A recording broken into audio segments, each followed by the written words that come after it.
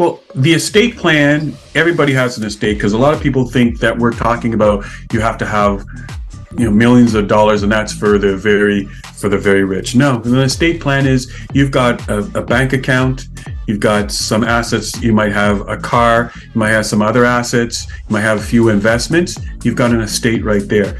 God forbid something happens to you, what's going to happen to that estate?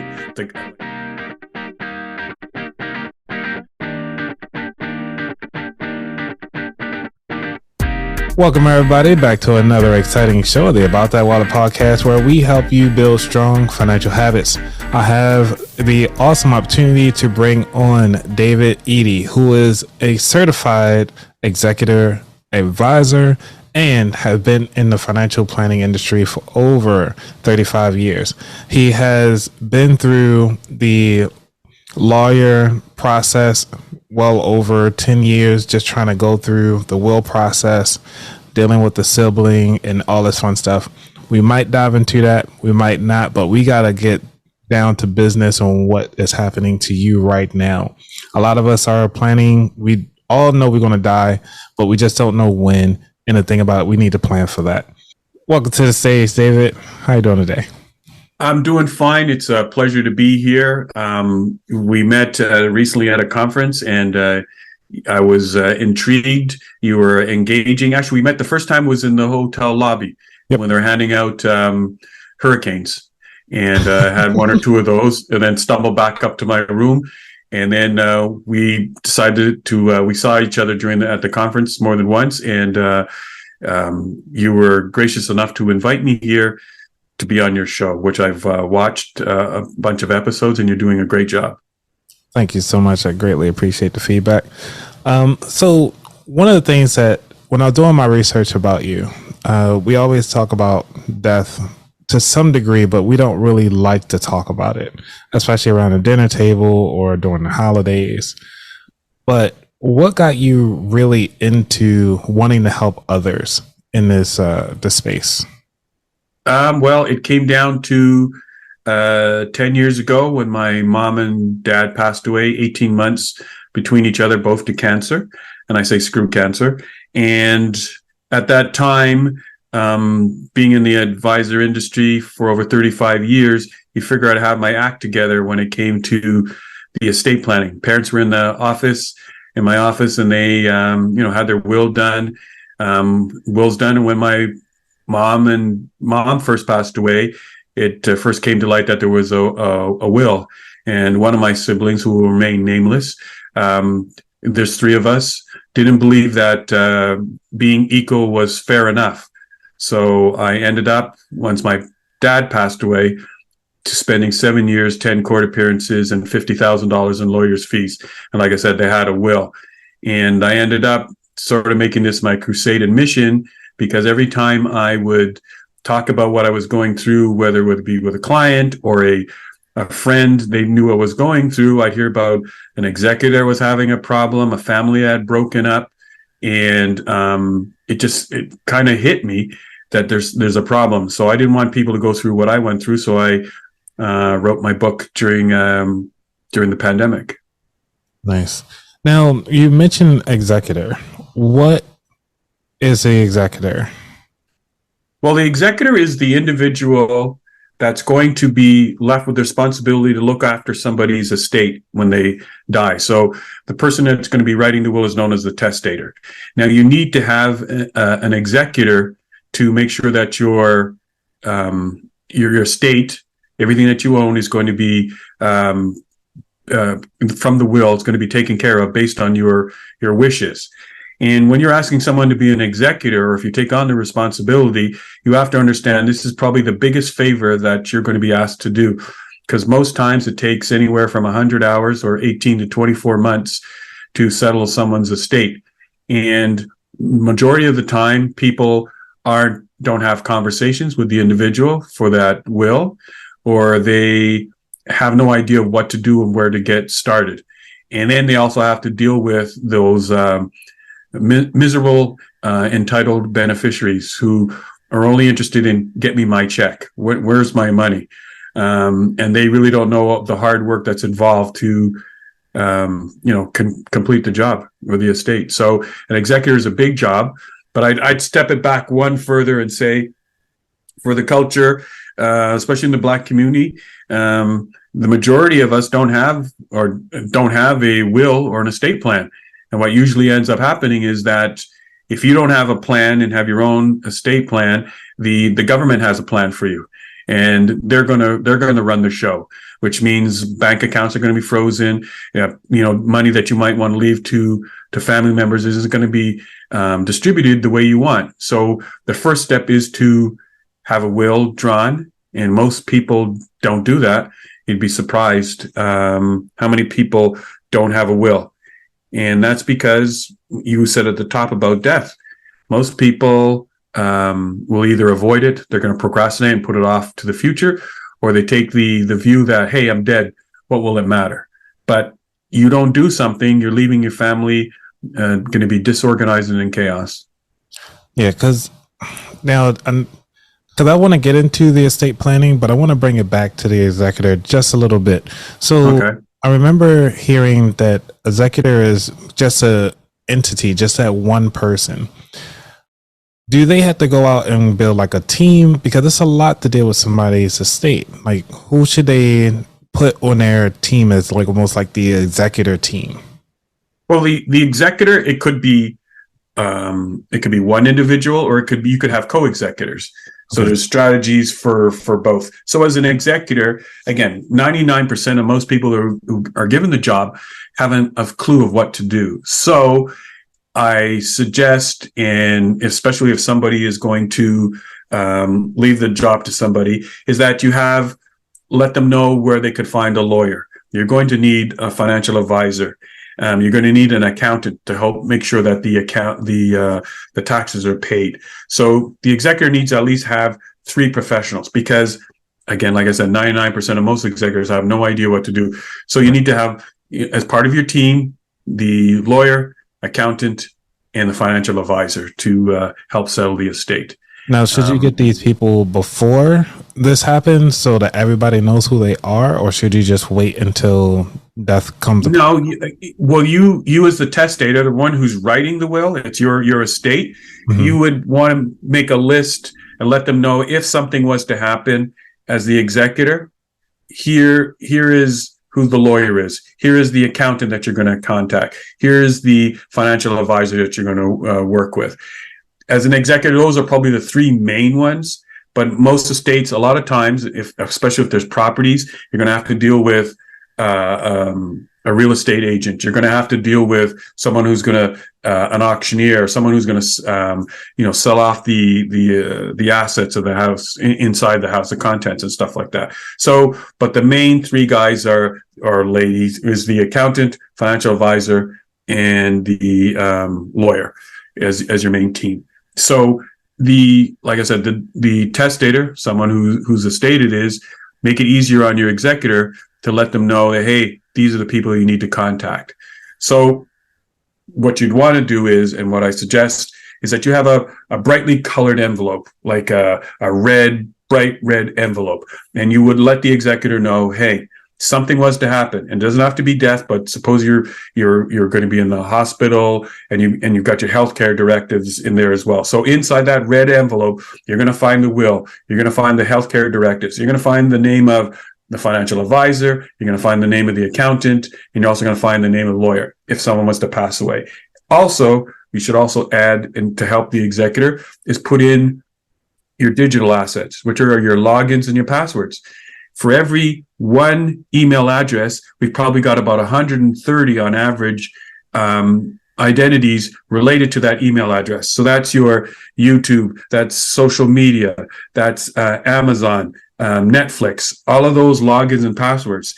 If something was to happen, how do you get into a cell phone, a cell phone, a laptop, a computer, if you don't know where all the logins and passwords? So that's something the executor also is going to need to know where those are at. Again, as you're setting up your estate, you want to make those the logins and all the passwords in that safe place, along with your, like I said before, the will, healthcare directives, and the list of your professionals that you want the executor to work with. Okay, because we mentioned far as some of the health stuff. Now, is it important to have? Cannot think of the name of the person that can talk about the health items while you're incapacitated. So, like, say if So you mean like a power of attorney or healthcare directives? yes, Well, so the majority of most people, they don't have a will, they don't have a healthcare directive. So if something was to happen, so you want to organize that and get that done. Again, it may not be your executor. You might have a family member yeah, to make those final decisions. Again, you're making it easier on the family. Say, oh, what does mom want? This is what she wants. Don't leave it to the family to make those decisions because they don't know. They're going to be traumatized. They're going to be, having a hard time. You can never have a meaningful conversation when they're on a respirator. So you need to prepare them in advance. And I always say that you can't, intensive care is no place to find out that there's no will. So again, it comes down to getting prepared. I don't know. Did you watch the show with Issa Rae, Insecure? Did you watch that show? I watched that. Yep. Okay. If you watch in the final season, you see her best friend Molly go through this with her mom and dad. She went, and her mom and dad, in the culture, they don't want to talk about death, because if they talk about death, they think it's going to happen. Spoiler alert, it's going to happen to all of us. But Molly had to push her.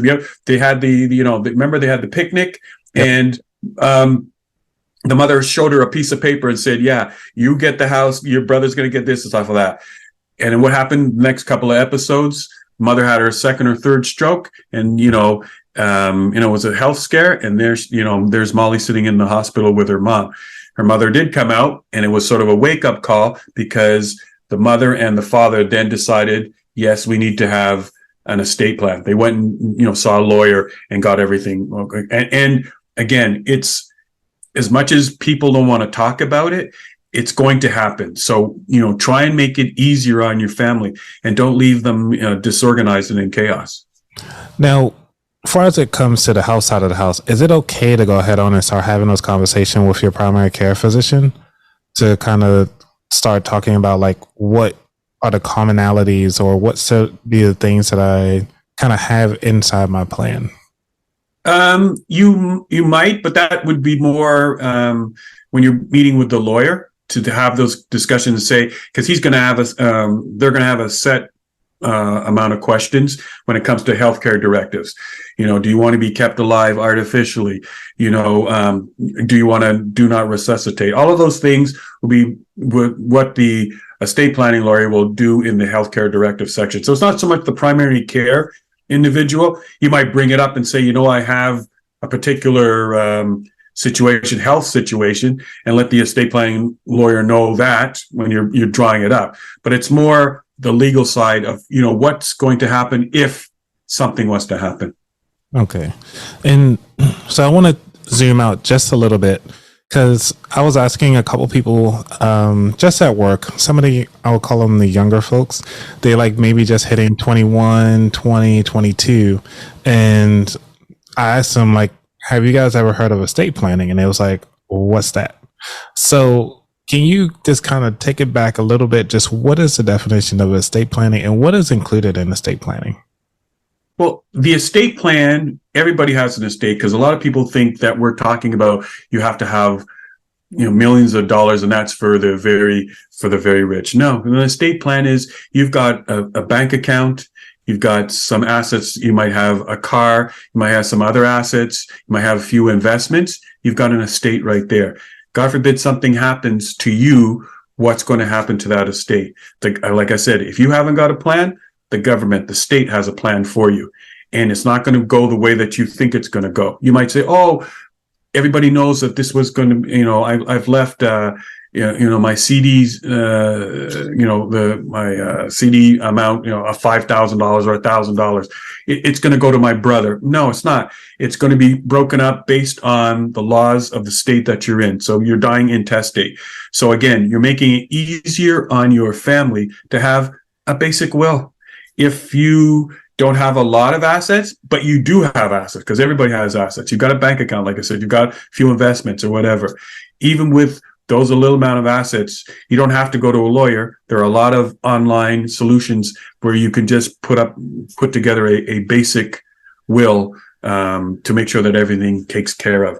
Again, you might think, well, it's only for the rich to do the estate planning. But a lot of celebrities in the community, Chadwick Boswick, he died without a will. You had the gentleman that was the rap group Migos. Oh, Migos, yeah. Migos. Is he the one that was that passed away? Yeah, it was one of them that passed away. Yeah. So the gentleman, young man, he passed away. The estate's worth over $26 million, and there's no will. So now we've got the family fighting over it. So you might have just because someone has a lot of money, you might think that, yeah, they're taking care of it, and they're going to have an estate plan, but they don't. Aretha Franklin, they just settled her estate. She had 5 different handwritten wills. Right. Which is not advisable. So the family again had to go to court, and they went with the will that was found in between the cushions in the sofa. That's the will that they went with. Again, you think with all the money she has, she would figure it out. It's not so much how much money you have; it's the thought process that you're thinking. Well, I'm not going to die, or this is something I'm just going to put off to the future. Spoiler alert: it's going to happen to all of us. You just want to make sure that you put yourself in a situation that you don't leave your family lost and, like I say before, disorganized and in chaos. Right. Because we keep talking about wills, and you had your mom had a will, but you had to fight. Right. Why did you have to fight if there was already a will? Because the one thing that my parents didn't do, they didn't have a conversation with all 3 of us. Of the 3, 2 of us knew there was a will. The third one, again, let her remain nameless. Because we, since that time, which was in 2011, the 3 of us haven't spent the holidays together because the family's broken. And it didn't have to be that way. My parents didn't have the conversation with us and say, you know what? Our assets are going to be split 3 ways. This is what we want, and we don't want any fights. And all it takes is for one person to contest the will, and the next thing you know, you're going to court. Whether it's right or wrong, you still end up in court, because when people become beneficiaries of an inheritance, some people get greedy. They feel entitled. You really don't know about somebody until you have to share an inheritance with them, because you would think, wait a second, who is this person? They're fighting over it. And the other reason I ended up probably writing the book is I remember sitting in court, and here it was. We had a judge and we had lawyers on 2 sides, and we had my sister and 2 of us on one side and the other one on the other side. And I'm sitting there, I'm going, my mom and dad have to be spinning in their graves that I don't remember seeing any of these people at the table at Christmas time. Who are these people making the decision on the assets of my parents? Right. But this is a problem that happens a lot.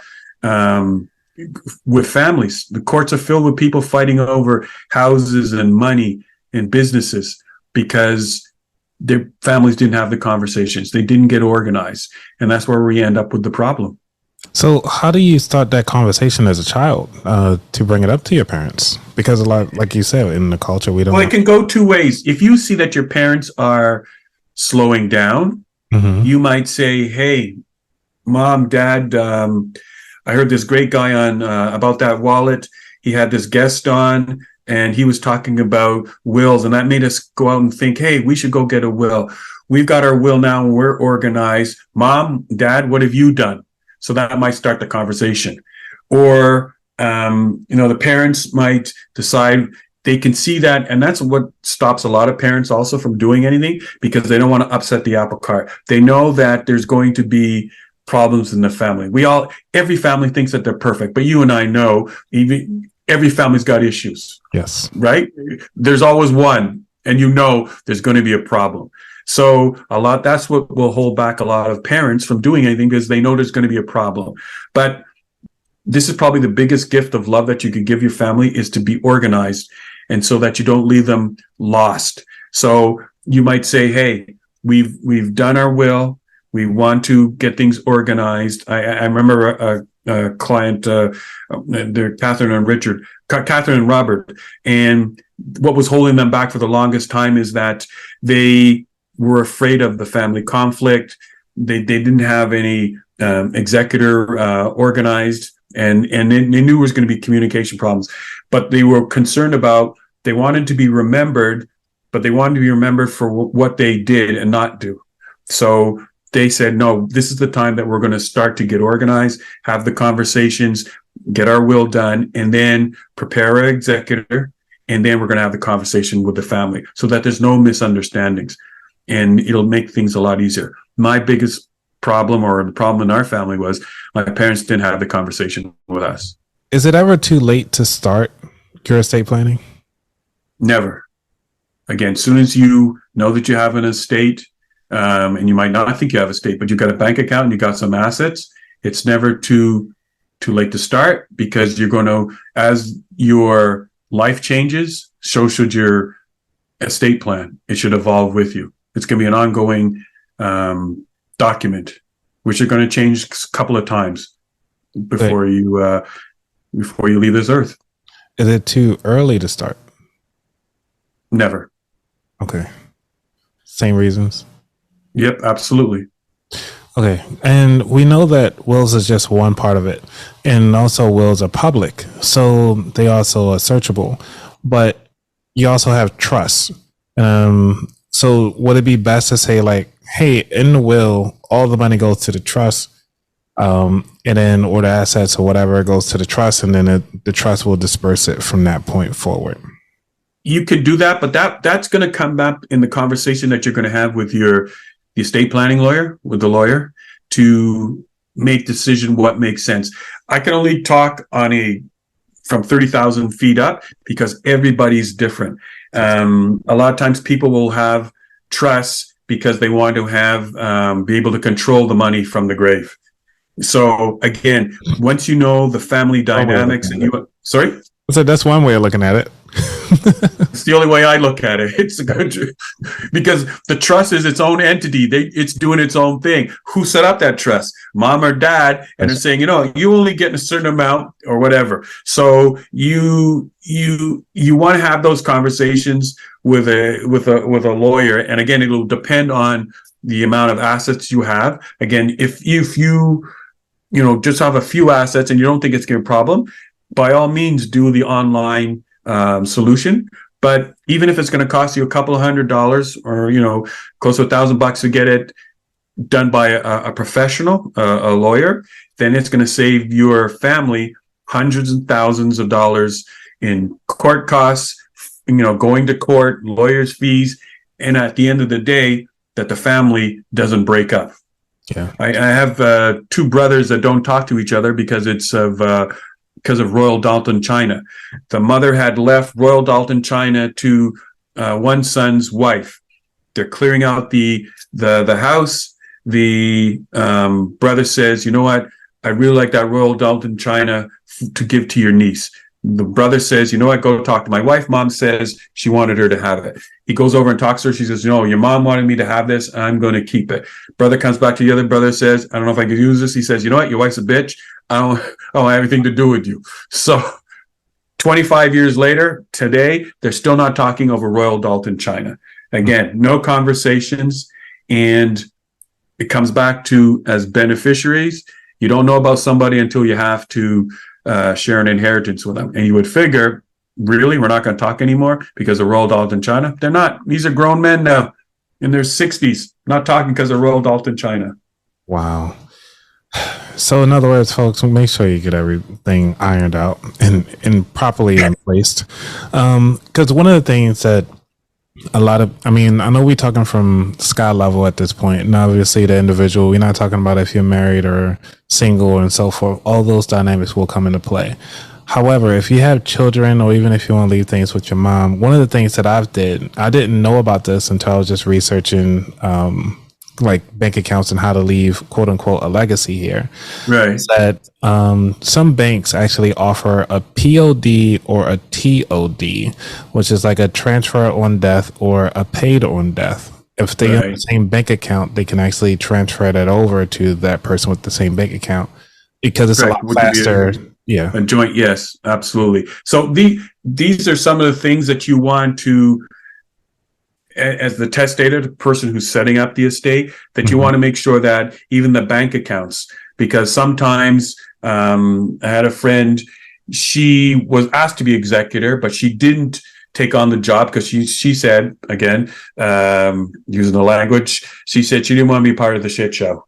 Because she knew her uncle, and she knew the uncle had passed away, made her executor, and she turned it down because there was a bank account, joint bank account, that the son and the father had access to, and it was almost a part of the estate. And the son was using it to pay for the dad and his at the retirement home that he was living at. When he passed away, that money was, the father was gone, but the son still had access to it. But the son didn't have to bring it into the estate. So we've got an extra 100 grand, 150 off to the side that the son has, even though there's another 300,000 or 400,000 on the other side that he's splitting with his sister. So he's taking the 3 or 4, his half, but he's keeping what's on the other. So they had to end up going to court, but by law, he doesn't have to bring that into the estate. That's true. Yeah. So, I mean, it helps out a lot. And plus the estate taxes. I mean, I know this isn't a tax show. That's a whole nother session. Well, as the executor, because we were asking, looking at the issues, the executor has to make sure that the taxes are paid, because as executor, you're also on hook personally for the estate, the administration. So you want to make sure the taxes are paid. So I always suggest, and I write in the book, you don't pay out anything to anybody until all of the taxes are paid, and the probate court, it says that everything is clear. Because suppose you pay out $50,000, $60,000, $100,000 to a bunch of beneficiaries, and then you find out, hey, I got to pay, I owe another $75,000, $80,000, $90,000 in taxes. Good luck trying to collect that money from the beneficiaries you already scratched the checks to. So no, I always say nobody gets paid until the taxes and everything else, the debts have been covered, and then what's left over will go to the beneficiaries. Perfect. Which is a problem for beneficiaries. Like I said, they're only interested in when am I getting paid? What's taking so long? So as an executor, you need to make sure that you keep them in the loop, have conversations with them, Zoom calls, emails, every couple of weeks. Keep in touch, because it doesn't take long for you to not say anything, and then the beneficiaries are looking at you sideways, and they don't think twice and want to drag you into court. Yeah, because I was thinking about when you mentioned probate. So when it comes to probate court, there was a documentary on Netflix called Dirty Money, but it was a sub series episode in there called Guardians, and just people showing up to say like, oh yeah, I'm the third cousin of so and so. I could take over their estate. Is that something? How can you avoid that? Well, when you say that, that's the exact example of what happened with Prince. Prince died without a will. So then they had all of these people showing up saying that I'm a brother, I'm a half brother. Then they had to get into DNA tests. Also, DMX died without a will as well. Same thing. People started coming up saying, so the problem stems from there's no proper estate plan in place. There's no will. It doesn't name out who the beneficiaries are. You can't come and say I'm a half brother or something like that and make a claim unless you're named in the will. If you're not named in the will, then we don't have any conversations, especially if you're the executor. Don't come to me and say, well, I'm a cousin. Is your name on this will anywhere here? Are you a beneficiary? No. Then get to stepping. Bye. So that's what you have to do. So it comes down to make sure that you have a will, especially people come out like cockroaches. They'll come out of nowhere, come in to claim, especially if there's no will, and they'll say, I'm related to that. So the easiest thing, again, you're putting the burden all on the executor. Make sure that it's organized. And if you don't have a will, at some point, everything's going to go into testate. People are going to come out and say, hey, I'm a beneficiary, but then it takes time before the courts will name an administrator or an executor. So that's going to drag it out even more. So, that's, which is the problem, like for the rapper. They didn't have any, so then they have to bring in, the court has to find somebody, and then again, you've got people fighting over dollars, which they probably are not entitled to. So, okay, now we coming down to almost like the futures, which is what I'm really want to change this a little bit, because I want to focus on the people who are listening right now, because this is an important topic. What are the 3 things that somebody needs to do right now in order to protect themselves, their family, going forward at every stage of this process? Well, we'll start with, if say you're a single parent, okay? I had a friend of mine, I even talk about it in the book. They got organized because they remembered that when they passed, when their parents had passed, the father had passed away, mother had passed away years earlier. When the father had passed away, her and her brother, in the church, in the funeral home parking lot, one aunt took her and an uncle took her brother, and that always stayed with her. So now, as a single person, she said she didn't want to go through that, because with her father dying without a will, what ended up happening is that every time they needed money, they had to go to the court for the court to, because again, now the court's in charge of the finances. So if they need money for school or activities over that, her aunt had to go to court all the time to get some money. So as a single person, you want to ensure that you take care of your children's their future. So you want to have a solid plan. So first, what's important is their financial well-being. So you want to find a guardian who got your shared values. And then, even though we're talking about estate planning, it's not really that morbid, but it's a way to make sure you're kind of a superhero for your loved ones when you can't be there. And especially, you've picked someone to look after your kids. Now, if you're a newlywed, you're into buying a house, thinking about kids, but you're going to find comfort by doing the estate planning, knowing that you're prepared for whatever life's going to throw your way. So as you go on in life, your estate plan is not static, it's going to evolve. So as things change, you bought your house, you've got the will. Now you've got kids, you want to add, you got to update the will. You're going to have grandkids, you're going to update the will. So you want to, again, your estate plan is always going to be evolving. Even someone people don't even think about when it comes to evolving. I had a friend of mine, he went through a divorce, tough time, but then he forgot to update his beneficiaries. And then his estate got all tangled up because he passed away, and the ex-wife got something. So there was a whole lot of problems. So you have, again, it's not a static plan. When your life changes, you have to update the plan as well.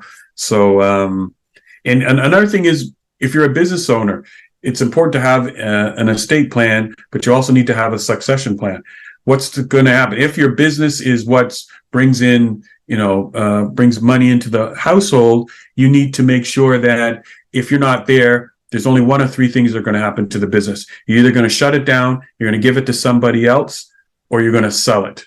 But you have to make arrangements within the succession plan of what you want to happen to the business.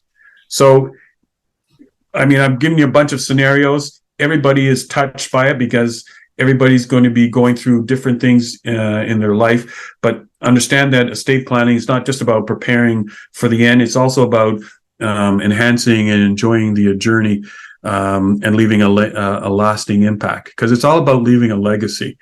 And, you need to prepare. And a legacy is not just about the stuff you leave behind and the money, and that's fine. It's also about how do you want to leave the people that you made an impact in their lives, and you want to continue to make an impact in life. So it's deciding on what kind of legacy you want to leave behind. Yep. And my legacy is this podcast. So that's where we at. Okay. So then don't leave a mess. Right. Okay. So, we've established what your legacy is. Now don't leave a mess. Okay. All right. All right. So are you prepared? I want to get in your business, but are you preparing? Are you taking notes? Well, this one, yes, I've been taking notes throughout this whole episode because I do want to make sure that I have this thing in line before I depart or transition on to the next level. Right. Okay. From the So physical to spiritual. so you and your wife, you're getting organized. You want to make sure you don't want to leave her, because statistically, you and I aren't going to be here. Our wives are going to be behind. So just statistically. Statistically, right. So you ready for the final 4 questions? Sure. Number 1, what does wealth mean to you? Well, wealth is 2 things. It's the material thing to do whatever you'd like with the most important people in your life. And then the other wealth is to that I can pass on that legacy, and whatever I've accumulated in life, that it's going to go on to the next generation. I've got my son, and now I've got a new granddaughter, Penelope, or I also call her P Baby. So she's the next generation. She's a year and a half old. And that's what I think about. That's the wealth. I've been blessed in so many ways. I've had some health scares. I've had open heart triple bypass surgery. Actually, due to this whole nonsense that I went through, the stress in between court cases, I ended up having triple heart bypass surgery. So that's the wealth, what I've accumulated, in business. But the wealth is what I can pass on to P Baby. Nice. Number 2, what was your worst money mistake? Going to court for 7 years, 10 court appearances, and spending $50,000. Wow. Number 3. Actually, you know what? It might have been cheaper to get a hitman, but I didn't say that out loud. I can't say that. Sorry. That was my inside voice. Sorry. Number 3. What is your favorite financial or non-financial book? There's a book, one of the all-time best personal finance books by a Canadian named David Chilton. Sold over 13 million books, The Wealthy Barber. Oh, yeah. You can't get more basic than that to start with. I'm fortunate to know, actually, I know David from the time that book came out. I used to do local radio, and I remember when the book was, he had hundreds of it, thousands of it in his garage, and he was just getting started. So if you want to, your listeners and about that wallet, it's basic. And the people that you talk to, The Wealthy Barber is the best book to get started. All right. And my book, sorry. Oh, of course you got to get your book. Yeah. Sorry. Right. Number 4, what is your favorite dish to make? Wow. It's a good question because I liked it. I love Italian food, been to Italy. So there's so many choices. Any dish that's made in Italy, because I've gone to Italy. Because when you go to Italy, you eat like a champion. It's never. You ever been to Italy? No, buddy. You will. Well, actually, you know what? I shouldn't even say that. Anything that you eat down in New Orleans, because that's true. What? Because New Orleans was off the chain, and then that was my second time when I met you at the conference. But I had been there a couple of years before, and New Orleans. Go eat in New Orleans. Yeah. Okay. And the very last question, which is, where could people find out more about you?